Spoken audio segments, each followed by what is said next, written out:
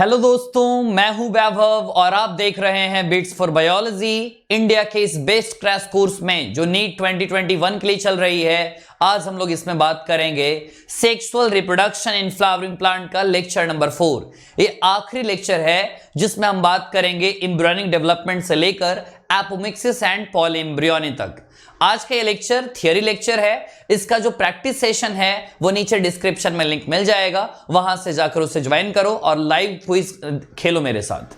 Okay, तो हम लोग स्टार्ट करते हैं आज के सेशन को।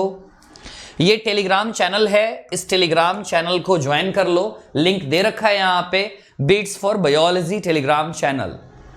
ये 100 डेज का जो हमारा क्रैश कोर्स है, इसका ये शेड्यूल है। 14 दिसंबर को ये स्टार्ट हुई थी और 31 मार्च तक ये चलती रहेगी। रोज शाम 4 बजे और रोज रात 9 बजे अनअकैडमी के स्पेशल क्लास में हम लोग कई सारे क्वेश्चंस का प्रैक्टिस करते हैं। डेली 150 क्वेश्चंस का प्रैक्टिस करते हैं हम। ऐसे ही अगर नीट तक प्रैक्टिस करते रहे तो टोटल हम लगभग 20,000 से ज्यादा क्वेश्चंस प्रैक्टिस कर चुके होंगे नीट एग्जाम के पहले। और रोज 10 बजे सुबह में और रोज शाम 6 बजे YouTube पे वीडियो अपलोड होती है 11th और 12th की। ये इनवाइट कोड है अनअकैडमी पे। मेरे जितने भी तुम्हें स्पेशल क्लासेस करने हैं सारे बिल्कुल फ्री अटेंड कर सकते हो बाय अप्लाइंग रेफरल कोड खुमार लाइव। ये कोड जैसे ही अप्लाई करोगे तुम्हारे लिए सारे सेशंस फ्री हो जाएंगे। ये अनअकैडमी का पेड प्लेटफॉर्म है जहां पे तुम बहुत सारे कुछ कर सकते हो, इंडिया के बेस्ट एडुकेटर से पढ़ सकते हो, बहुत कुछ बेनिफिट है यहां पे। हम लोग बात करेंगे रिप्रोडक्शन के बारे में और रिप्रोडक्शन में पोस्ट फर्टिलाइजेशन इवेंट्स की बात करेंगे। बहुत सारी चीज जो इंपॉर्टेंट है मैं वो अंडरलाइन कर चुका हूं, बहुत सारी चीजें मैं इसमें ऐड कर चुका हूं ताकि हमारी टाइम बचे और तुम इसे अपने एनसीईआरटी में ऐड करो।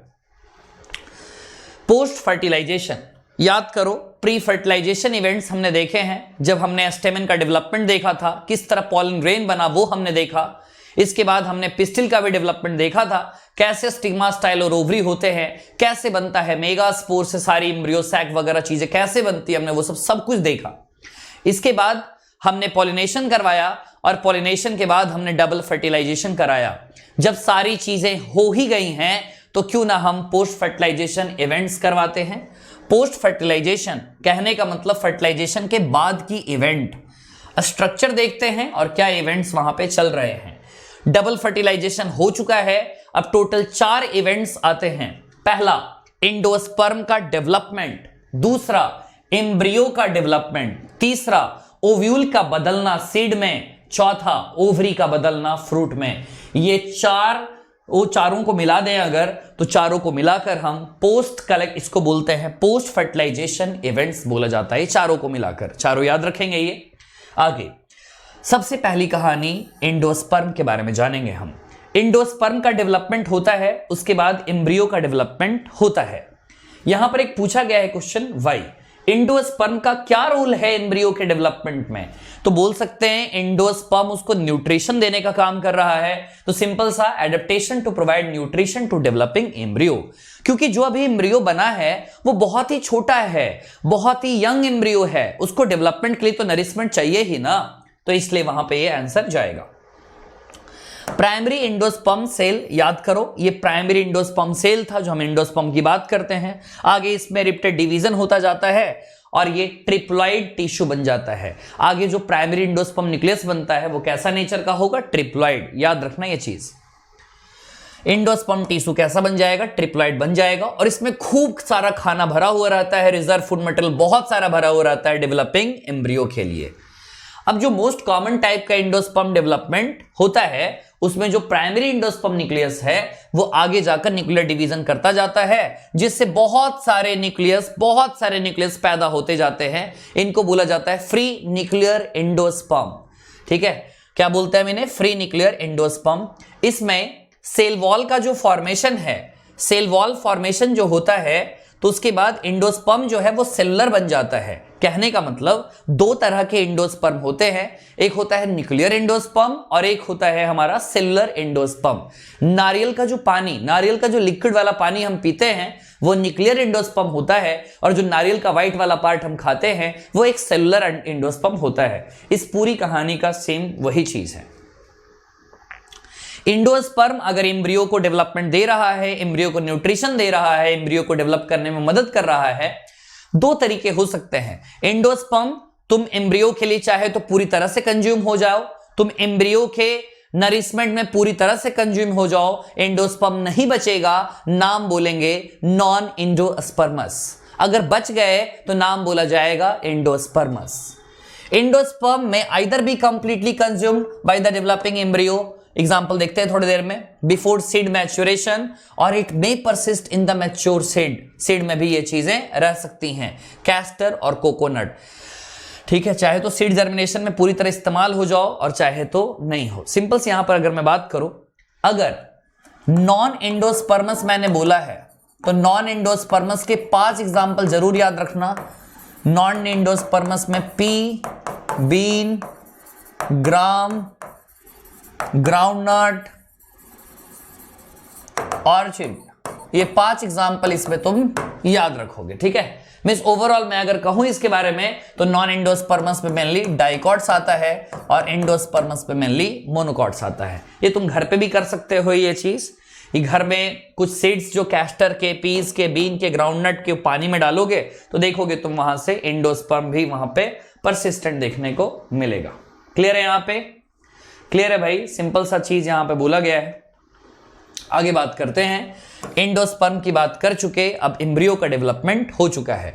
एम्ब्रियो की बात करें, कुछ कुछ बातें याद रखने वाली हैं। कहां पे डेवलपमेंट होता है? माइक्रोपाइलर एंड पे होता है। किसके? एम्ब्रियो सैक में 2 एंड होती थी, माइक्रोपाइलर और चैलेजल एंड होता था। तो माइक्रोपाइलर के पास रहेगा एम्ब्रियो सैक, जहां पे जाइगोट सिचुएटेड रहता है। ज्यादातर जाइगोट जो होते हैं वो डिवाइड कर जाते हैं और इसके बाद ये न्यूट्रिशन वगैरह तो दे ही रहे हैं और डेवलपिंग एम्ब्रियो को देने का काम कर रहे हैं। यहां से कहानी स्टार्ट होती है। कुछ स्टेजेस के नाम हैं, कुछ स्टेजेस जो हैं, अर्लीस्ट स्टेजेस जो हैं एम्ब्रियोनिक डेवलपमेंट के, जिन्हें हम एम्ब्रियोजेनी कहते हैं। ये दोनों में सेम होती है, चाहे मोनोकॉट हो चाहे डाइकॉट्स हो। ये जो स्टेजेस चलती हैं, जाइगोट के बाद प्रो एम्ब्रियो बन जाता है और उसके बाद ग्लोबुलर स्टेज, उसके बाद हार्ट सेप स्टेज और उसके बाद मैच्योर एम्ब्रियो का फॉर्मेशन हो जाता है। ये तुम डायग्राम देख रहे हो, ये डायग्राम डाइकोट एम्ब्रियो का है, जिसमें ऊपर वाला पार्ट को प्लिमुल बोलेंगे, नीचे वाले पार्ट को रेडिकल बोलेंगे। ये रूट कैप है, ये रूट वाले हिस्से में चला जाएगा।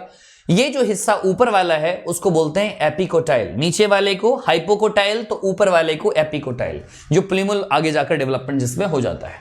कॉटिलेडन्स तो तुम्हें दिख ही रहे हैं, डाइकोटिलेडन दिख ही रहा है तुम्हें, 2 कॉटिलेडन्स हैं यहाँ पे। ये एक मोनोकॉट का एम्ब्रियो है। ये वाला इंपॉर्टेंट चीज है, लेबलिंग याद रखना, इसको हम एपिब्लास्ट का नाम बोलते हैं। और बाकी स्कूटलम है, सिल्ड जैसा शेप होता है इसका। कॉलिप्टाइल है जो प्लिमुल को कवर किए हुए रहेगा, कोलोराइजा है जो रेडिकल को कवर किए हुए रहता है और रूट कैप को भी कवर करता है। याद रखना ये दोनों चीजें इंपॉर्टेंट है। पी है तो प्लिमुल के लिए और आर है तो रेडिकल के लिए। नेक्स्ट, अगर टिपिकल डाइकोट एम्ब्रियो की बात करें, उसमें क्या क्या चीजें होनी चाहिए? एक तो एम्ब्रियोनल एक्सिस होना चाहिए और 2 कॉटिलेडन्स होने चाहिए। सिंपल सी बात अगर मैं बताऊं तो कुछ इस तरह का चीज देखने को मिलता है। ये बीच में जो मैंने बनाया है इसे एम्ब्रियोनल एक्सिस बोलते हैं और बाकी 2 कॉटिलेडन्स यहां पे देखने को मिल रहे हैं।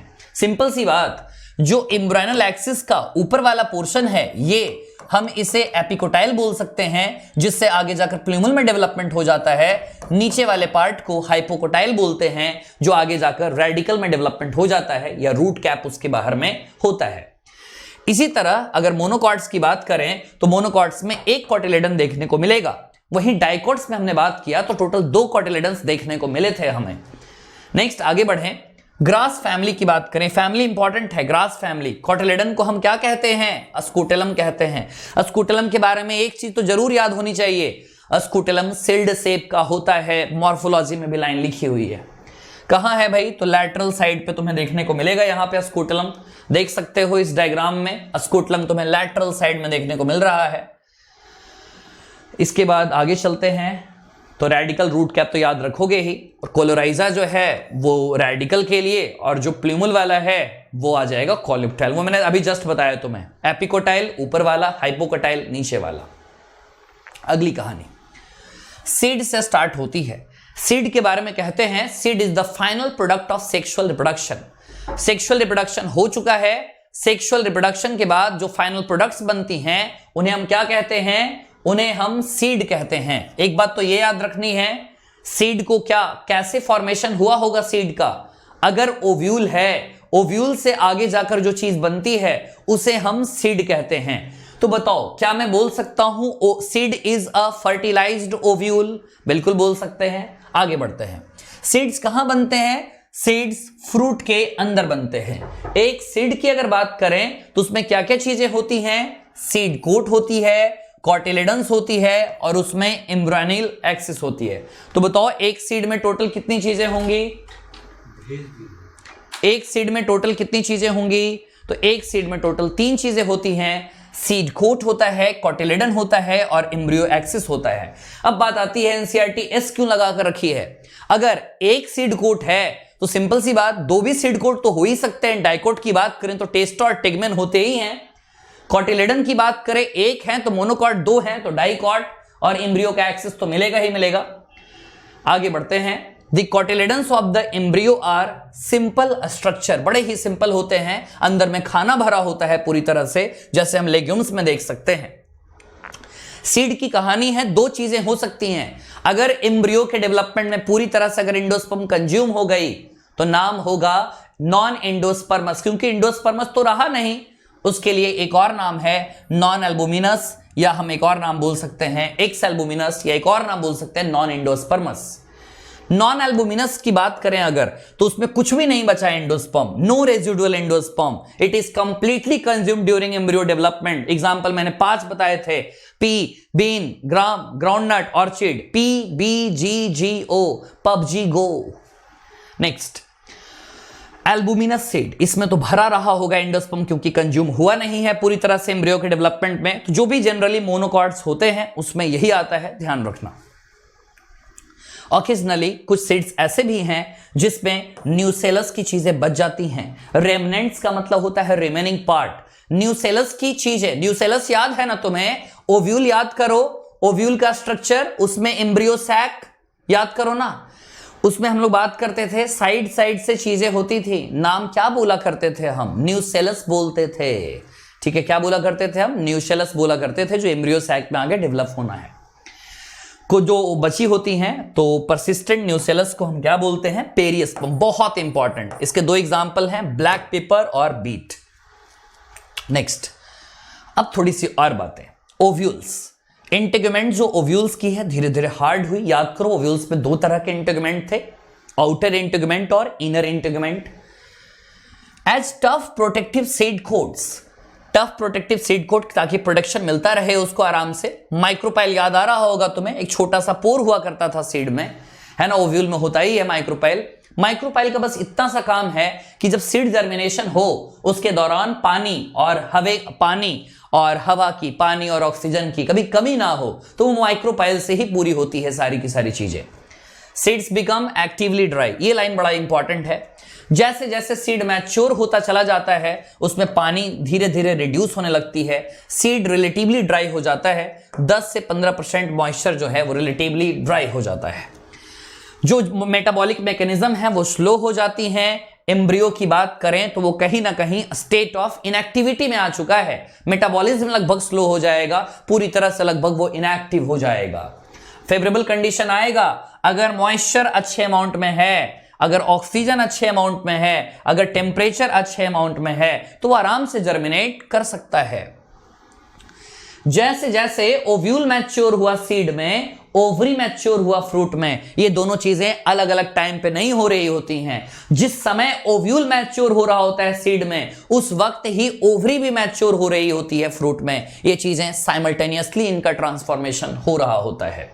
उसी वक्त ओवरी के ऊपर में फ्रूट का वॉल बनता है जिसे हम पेरिकार्प का नाम देते हैं।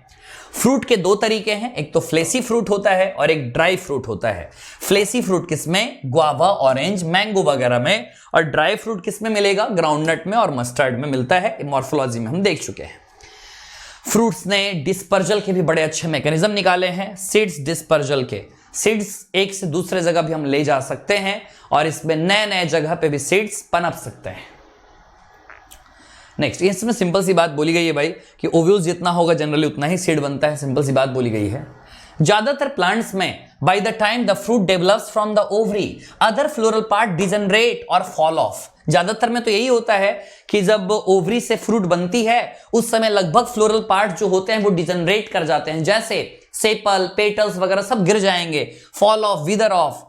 However, in a few species, जैसे एप्पल की बात करें, स्ट्रॉबेरी की बात करें, कैश्यू की बात करें, तो इसमें जो थैलमस होता है also contributes to fruit formation. इसमें क्या चीजें हो सकती हैं? इसमें फ्रूट का फॉर्मेशन भी यहां पे हो सकता है। तो ये सिंपल सी बात थी, इसके बारे में हमें ध्यान रखना है। आगे बढ़ते हैं हम। Most fruits however develop only from ovary and are called true fruits. ये चीजें ध्यान रखनी है, जो ओवरी से फ्रूट आए क्या हम उसको ट्रू फ्रूट कह सकते हैं? तो बस यहां पे एग्जांपल याद रखना है ट्रू फ्रूट का और फॉल्स फ्रूट का। तो सिंपल सा बात मुझे बताओ, जैसे एप्पल की बात करें, स्ट्रॉबेरी की बात करें, कैश्यू की बात करें, इसमें थैलमस की बात आती है, ठीक है? किसकी बात आती है? थैलमस की बात आती है। एप्पल की बात करें तो उसमें थैलमस का जिक्र होता है, वहीं से फ्रूट का फॉर्मेशन हो रहा होता है। ये एग्जांपल जल्दी से हाईलाइट करो, एप्पल का, स्ट्रॉबेरी का और कैश्यू का। ये इंपॉर्टेंट एग्जांपल्स हैं, याद होने चाहिए। एप्पल सिंपल से एग्जांपल हैं, इसके बारे में ये चीज याद होना चाहिए। हो गई इतनी बात। तो दो तरह के हमने फ्रूट्स देखे, एक फॉल्स फ्रूट देखा हमने और एक ट्रू फ्रूट्स देखा हमने। यहां तक चीज क्लियर है। अब क्या कुछ ऐसा भी हो सकता है बिना फर्टिलाइजेशन के ही फॉर्मेशन होने लगे? क्या ऐसा पॉसिबल है? जल्दी से बताओ भाई, क्या ऐसा पॉसिबल है बिना फर्टिलाइजेशन के ही फ्रूट का डेवलपमेंट हो जाए? बिल्कुल पॉसिबल है। ऐसे को हम पार्थेनोकार्पिक बोला करते हैं। एग्जाम्पल बनाना है, सीडलेस फ्रूट होता है। कुछ एग्जाम्पल्स हैं यहां पे, वो देखेंगे। सबसे पहले बताओ, ये जो सबसे पहला है, माइक्रोपाइल वगैरह की तो लेबलिंग आराम से तुम कर ही लोगे, इसमें कोई दिक्कत नहीं होनी चाहिए। ये किसका एग्जाम्पल है? ये बीन है। अपने एनसीईआरटी में जल्दी से नोट करो, ये किसका एग्जाम्पल है भाई? ये बीन का एग्जाम्पल है, ये इसको याद रखना। नेक्स्ट, बीन के बाद ये कौन है? कैस्टर। कौन है ये? कैस्टर। नेक्स्ट, ये किसका है? अनियन। ये तो याद होगा, क्लास 11th में भी है ये वाली। ये किसका है? मेज का है। तो ये हो गया तुम्हारा बीन, ये हो गया तुम्हारा कैस्टर, ये हो गया तुम्हारा अनियन, ये हो गया मेज, और ये तो एप्पल की थैलमस, वहां से भी डेवलपमेंट। और वो स्ट्रॉबेरी है बगल में, है ना? तो पार्थेनोकार्पिक फ्रूट बोलते हैं। बनाना याद रखेंगे एग्जाम्पल। ये सीडलेस फ्रूट होता है और यहां पे हार्मोन ऑक्सिन का भी बड़ा इंपॉर्टेंट रोल होता है पार्थेनोकार्पी में। आगे की चीज, बहुत सारे फायदे हैं एंजियोस्पर्म में। सीड के कई सारे फायदे हैं। सीड के क्या क्या फायदे हैं वो समझते हैं। इंडिपेंडेंट ऑफ वाटर, हमेशा पानी नहीं चाहिए। दूसरी चीज, नए हैबिटेट पे भी लेकर जाया जा सकता है। बहुत सारे रिजर्व फूड मटेरियल पहले से ही अवेलेबल हैं, ठीक है? यंग एम्ब्रियो को आराम से नरिश किया जा सकता है। नेक्स्ट चीज, यंग एम्ब्रियो को आराम से प्रोटेक्शन मिलता है क्योंकि हार्ड सीड कोट होती है और नए नए जेनेटिक वेरिएशन देखने को मिलते हैं। सीड की बात करें हमारे एग्रीकल्चर में, तो एग्रीकल्चर की बेसिस है। सीड के बिना एग्रीकल्चर पॉसिबल है ही नहीं। नेक्स्ट, डिहाइड्रेशन और डोरमेंसी की बात करें तो सीड को अगर हमें स्टोर करना है उसके लिए दो बड़े इंपॉर्टेंट प्रॉपर्टी हैं। सबसे पहली चीज डिहाइड्रेशन, दूसरी चीज डोरमेंसी। डिहाइड्रेशन और डोरमेंसी के बिना अगर ये प्रॉपर्टी नहीं होते, हम सीड को स्टोर कर नहीं रख पाते। अगले सीजन्स में आराम से जो किसान होते हैं आराम से इनका इस्तेमाल करते हैं कोल्ड स्टोरेज में रखकर। कुछ कहानियां हैं, पहले तो समझते हैं सीड वायबिलिटी। जैसे हमने पॉलन वायबिलिटी समझा था कि पॉलन की लाइफ कितनी होती है, पोटेंशियल कब तक की है, वैसी सीड की पावर कब तक है रीजनरेशन की, उसको हम सीड वायबिलिटी कहते हैं। कुछ के लगभग बात करें अगर, तो कुछ ऐसे स्पीसीज हैं जिनका सीड की वायबिलिटी जो है कुछ महीनों में खत्म हो जाती है। कुछ ऐसे भी हैं जिनकी सालों लग जाते हैं। कुछ ऐसे भी हैं जिनमें 100 साल से ज्यादा होते हैं। कुछ ऐसे भी हैं जो हजारों साल पुराने हैं। एग्जाम्पल याद रखना है ल्यूपिनस आर्कटिकस का, खुदाई में निकला है ये आर्कटिक टुंड्रा से। ये चीज याद रखना है, इसमें जो है 10,000 साल पुरानी डोरमेंसी है। मिस इसकी वायबिलिटी पीरियड देख सकते हो कितनी ज्यादा है। इसके बाद एक और रिसेंट रिकॉर्ड है 2000 साल पुराना, वायबल सीड है किसका? डेट पाम का। नाम है फिनिक्स डैक्टिलिफेरा, नाम याद रखेंगे। ये खुदाई चल रही थी जब डेड सी के नजदीक में किंग हेरोड्स पैलेस है, वहीं पे जब आर्कियोलॉजिकल सर्वे ऑफ इंडिया वाले खुदाई कर रहे थे उस समय ये निकला था। यहां पर बहुत ही बेसिक से क्वेश्चन पूछे गए हैं, एक बच्चा भी इसका जवाब दे सकता है। जैसे सिंपल सी बात करें, बिल्कुल अलग ही टाइप का क्वेश्चन है। जैसे देखो, how many embryo sacs are present in an ovule, how many ovules are present in an ovary. अलग अलग कंडीशन, एक भी हो सकता है, बहुत सारे भी हो सकते हैं। अगली कहानी यहां पर याद रखना है ऑर्चिड फ्रूट्स के बारे में, ठीक है। इसमें हजारों छोटे छोटे सीड्स होते हैं। इसके अलावा कुछ पैरासिटिक स्पीसीज हैं, जैसे ओरोबैंके और अस्ट्रीगा, ये पैरासिटिक स्पीसीज हैं, याद रखना है इनके बारे में। और भी बहुत सारे छोटे छोटे सीड्स होते हैं फाइकस के। यहाँ पर एनसीईआरटी थोड़ी इमोशनल हुई है, लिखती है कई सारे छोटे छोटे सीड्स होते हैं फाइकस के, और एक छोटी सी सीड से इतना बड़े प्लांट का फॉर्मेशन हो जाता है। ओके, नेक्स्ट आगे बढ़ते हैं। ये आखिरी टॉपिक है हमारा, एपोमिक्सिस एंड पॉलीइम्ब्रियोनी। एपोमिक्सिस, एपो का मतलब होता है विदाउट, मिक्सिस का मतलब होता है मिक्सिंग। बिना ही फर्टिलाइजेशन के सीड का डेवलपमेंट हो जाना, बिना फर्टिलाइजेशन के फ्रूट को डेवलपमेंट को हमने पार्थेनोकार्पी कहा था। ऐसे ही बिना फर्टिलाइजेशन के अगर किसी ऑर्गेनिज्म का डेवलपमेंट हो जाए तो हम उसे पार्थेनोजेनेसिस का नाम देते हैं। फायदा क्या है, अभी हम लोग पढ़ेंगे हाइब्रिड सीड इंडस्ट्री के बारे में, तो उसमें काफी ज्यादा ये यूज में आ रहा है। एपोमिक्सिस एंड पॉलीइम्ब्रियोनी पहले समझेंगे। एपोमिक्सिस, सीड्स की बात करें तो प्रोडक्ट हैं ही फर्टिलाइजेशन के, लेकिन कुछ ऐसे स्पीसीज हैं, जैसे स्टेरेसी और ग्रासेस की बात करें, एस्टेरेसी एक फैमिली है और ग्रासेस की बात करें तो इसमें सीड का प्रोडक्शन तो होता है लेकिन इनमें फर्टिलाइजेशन नहीं होता है। ऐसे को क्या बोलते हैं, एपोमिक्सिस। 3 टर्म याद रखेंगे, एपोमिक्सिस, पार्थेनोकार्पी और पार्थेनोजेनेसिस। सिंपल सी बात है, फ्रूट को क्या नाम देंगे, पार्थेनोकार्पिक नाम देंगे। एपोमिक्सिस भी लगभग किसकी मिमिक्री करता है, सेक्सुअल रिप्रोडक्शन की, क्योंकि सीड का फॉर्मेशन हो रहा है, और है ये एसेक्सुअल जैसा, क्योंकि एसेक्सुअल तो बोलना ही चाहिए ना, क्योंकि गैमेटिक फ्यूजन तो हुए ही नहीं है यहाँ पे, बिना फर्टिलाइजेशन के ही ये चीज हो चुका है। आगे बात करें, यहाँ पे 2 तरह की चीजें हैं। एक होता है रिकरेंट एगैमोस्पर्मी, ये एप्पल और पियर के केस में मिलता है। और इसके अलावा एक और बात करेंगे हम एडवेंटिव एम्ब्रियोनी की। इसमें याद रखेंगे, एग्जाम्पल तो इंपॉर्टेंट है ही, इसमें सीट्रस और मैंगो है, ये रहा सीट्रस और मैंगो रहा। सबसे पहले बात करते हैं रिकरेंट एगैमोस्पर्मी की। कुछ स्पीसीज की बात करें, जैसे एप्पल और पियर की बात करें, तो डिप्लॉयड एग सेल डिप्लॉयड, ठीक है, एक सेल जो होता है ना वो डिप्लॉयड की बात की जा रही है, उसका फॉर्मेशन हो जाता है बिना रिडक्शन डिवीजन के। अब देखो, मियोसिस होगी तभी तो फॉर्मेशन होना चाहिए, लेकिन बिना मियोसिस के ही उसका हो जाए और एम्ब्रियो में डेवलप कर जाए बिना फर्टिलाइजेशन के, तो ऐसे को क्या बोलते हैं, रिकरेंट एगैमोस्पर्मी। कुछ सीट्रस और मैंगो की बात करें, याद है ना तुम्हें, ओव्यूल में एम्ब्रियो सैक के बगल बगल में न्यूसेलस मिलता था। अगर वो न्यूसेलस की बात करें, अगर वही आगे जाकर एम्ब्रियो में डेवलपमेंट होने लगे तब क्या होगा। जैसे एग्जांपल के तौर पे ये ओव्यूल था, इसके अगल बगल में याद आ रहा होगा तुम्हें, हम यहाँ पे बनाया करते थे, है ना, यहाँ पे हम बनाया करते थे आउटर इंटेगमेंट, इनर इंटेगमेंट, और ये हुआ करता था न्यूसेलस वाला पोर्शन। मानकर चलते हैं कि अगर यहाँ पे सीड का फॉर्मेशन, यहाँ पे एम्ब्रियो, यहाँ पे एम्ब्रियो, यहाँ पे एम्ब्रियो, यहाँ पे एम्ब्रियो, यहाँ पे एम्ब्रियो, मींस इंटेगमेंट वाले हिस्से में एम्ब्रियो, न्यूसेलस वाले हिस्से में एम्ब्रियो का फॉर्मेशन हो जाए, तो क्या एक ओवरी में बहुत सारे एम्ब्रियो का केस आ गया है। तो सिंपल सी बात है, occurrence of more than 1 embryo in a seed, इसको बोलते हैं क्या, पॉली एम्ब्रियोनी का नाम देते हैं हम।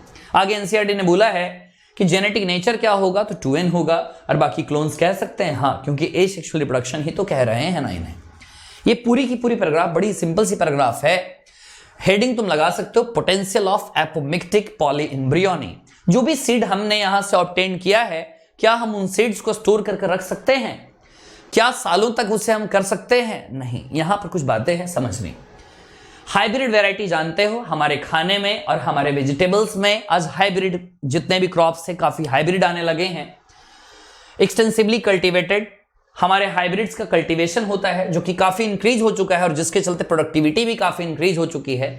सबसे बड़ी प्रॉब्लम हाइब्रिड के बारे में क्या है कि हाइब्रिड सीड्स को हर एक साल प्रोड्यूस करना पड़ता है।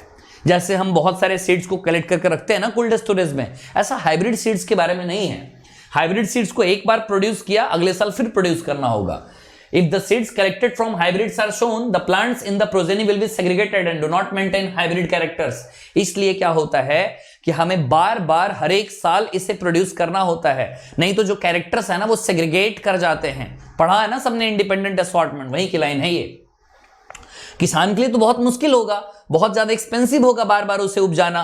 If this hybrids are made into apomictic, ये जो बात करते हैं हम एपोमिक्सिस से, यहां पर कैरेक्टर्स का सेग्रीगेशन नहीं होता है, कैरेक्टर्स यहां पे बंटते नहीं हैं।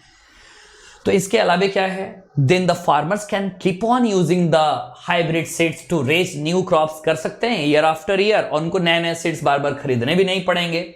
इंपॉर्टेंस है ना ये एपोमिक्सिस का सीड इंडस्ट्री में, और इस पे काफी रिसर्च भी चल रहे हैं। आगे पूरी दुनिया बदलेगी इसके कारण, एपोमिक्सिस के कारण पूरी दुनिया बदल सकती है, इतनी ज्यादा इसमें चीज है। यहीं पे हमारा ये चैप्टर खत्म होता है, sexual reproduction in flowering plants. एक बार खुद से एक बार इसको पढ़ने का ट्राई करना, बहुत ही शानदार लाइनें लिखी है एनसीईआरटी ने। इसके बाद हम 12th क्लास में बात करेंगे ह्यूमन रिप्रोडक्शन की, और कल ऑल इंडिया ओपन टेस्ट है, ऑल इंडिया टेस्ट सीरीज है, ओके 4 PM पे और 9 PM पे। 4 PM पे द लिविंग वर्ल्ड का, 9 PM पे रिप्रोडक्शन इन ऑर्गेनिज्म का। कैश प्राइजेस भी हैं एक्साइटिंग। मिलते हैं हम लोग डायरेक्ट लाइव क्लास में। ओके बच्चों, बाय बाय, थैंक यू।